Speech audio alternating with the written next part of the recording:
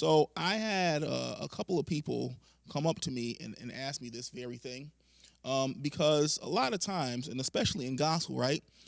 Songs love to modulate. And because they love to modulate, what that does for those of you that might not be strong in all your keys, it's almost like it's like a landmine, right? Because let's say if I start in let's say I start in B flat, but I'm not strong in D, right? So if I'm in B flat, I keep going up. Oh no, they're gonna go up again. Oh no, they're gonna go up again, right? Oh no, please don't go to D. Please don't go to D. Oh gosh, he went to D. Now I'm not strong in the key of D, right? And that's a lot of people's mindsets, right? Because they don't know the relationship between all 12 keys. Well, all 12 keys are related, okay?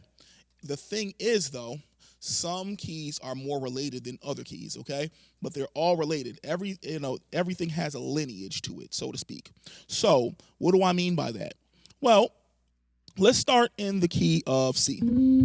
E, B, and put that third on top. Now, let's say I go up. Oh, man. The difference in what I'm playing between C and D flat, right?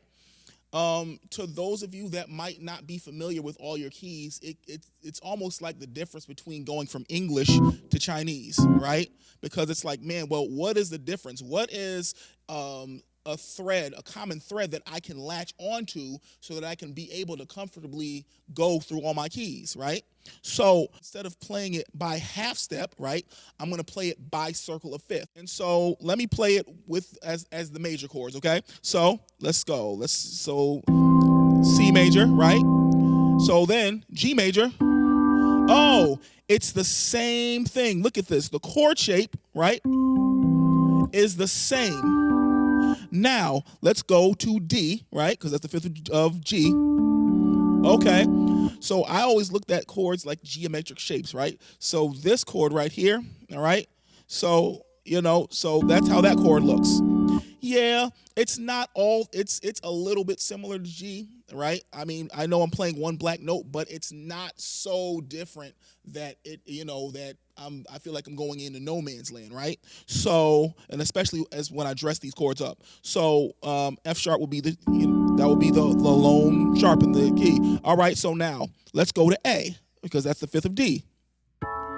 Oh, you see how it has the same shape in A as well. Okay, now let's go to, what's the fifth of A? E. Oh my gosh, look at that.